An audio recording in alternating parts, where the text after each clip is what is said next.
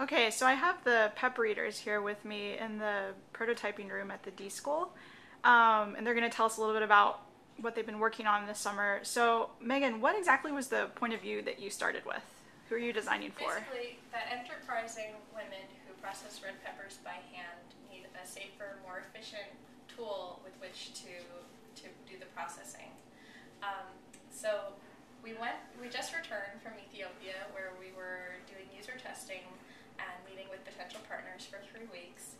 And we discovered a lot there. We got a lot of really constructive feedback from these women and also from pepper merchants and others. And we're excited to apply this and carry on with our design work.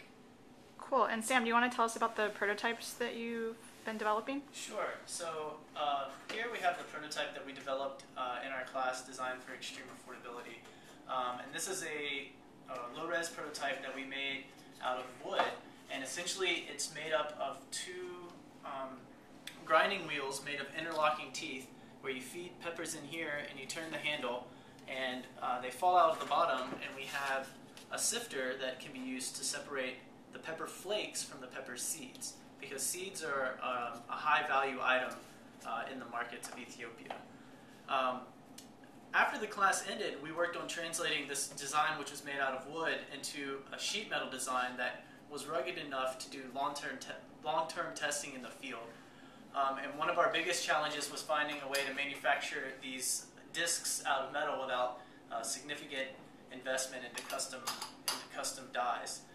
So this was the final prototype that we took with us, and we took 10 of them, as Megan said, and we allowed people to use them for a week. Again, it's the same design with the gears and 2 rollers of interlocking teeth, and we have a sifting basket, which is also made out of metal. Cool. So what types of things did you learn about in the field, or what are some stories from the field?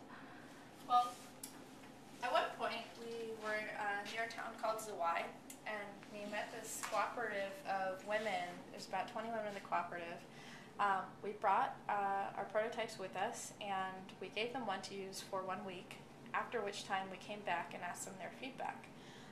They had a lot to say, such as that the pepper reader should be quite a bit bigger if they were to use it for commercial processing, that it should be fixed into the ground for ease of use, and they had a lot of comments. But most of all, they absolutely loved it, and they wanted us to come back as soon as possible with the larger one so that they could buy it.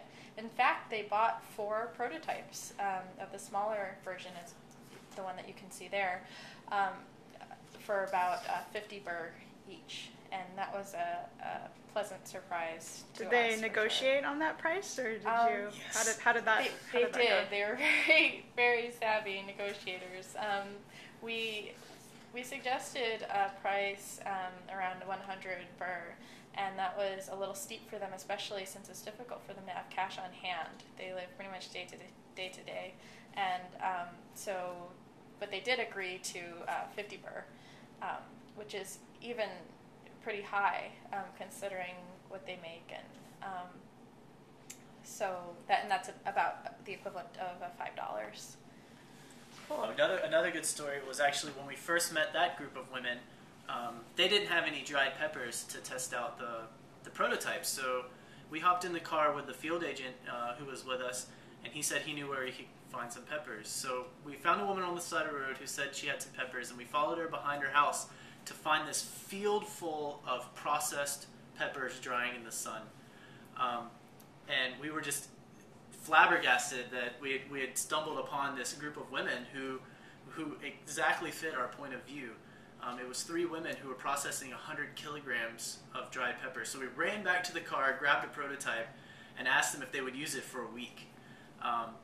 And the feedback that came from this group of women who were already doing this to generate income was that our device was too small for them. But they really like the concept, because they're using huge mortars and pestles to process these peppers, which hurts their back. They get calluses on their hand, and it's not very efficient. So they were very excited about the idea of having something that would be easy to use to crush flakes. Cool. So what's next? Are you guys going to develop the prototype some more, or go back to the field to revisit the users, or what are you thinking about? Yeah, I think we're going to spend the next few months working on iterating on our prototype design. I think we can make our prototype bigger without significantly increasing the cost. We have some ideas of how to redesign the frame out of cheaper materials such as maybe eucalyptus, so that we can make it bigger and not significantly increase the price to to our user. At the same time, we're going to need to go back to Ethiopia to help facilitate production and manufacturing. As although we have a few potential partners, we don't have a solid partner right now. So we're going to have to go back to be able to hand off this design once we've worked on iterating it here at Stanford.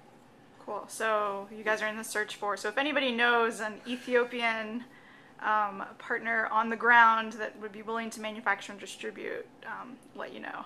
Yes. Awesome. Thank you. Yeah. Good luck, guys.